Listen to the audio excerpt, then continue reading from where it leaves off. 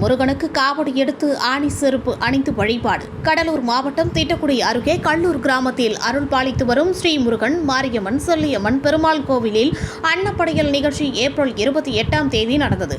காலை 7 மணிக்கு அபிஷேக ஆராதனை, பகல் 12 மணிக்கு காவடி அலகு போட்டு பக்தர்கள் முக்கிய வீதிகள் வழியாக 4 வீதிகளும் சுற்றி வந்தனர். மங்களூர் ஒன்றிய குழு பெருந்தலைவரும் உடல் உழைப்பு தொழிலாளர் சமூக பாதுகாப்பு நலவாரிய உறுப்பினர் KNT சங்கர் காவடி எடுத்து பக்தி பரவசத்தோடு ஆடி வந்தார். பிறகு அவருடைய குடும்ப வழக்கமான ஆணி செருப்பு அணிந்து காவடி எடுத்து கோவில் வரை அரோகரா அரோகரா கோஷமிட்டு கோவிலை வந்தடைந்தார்.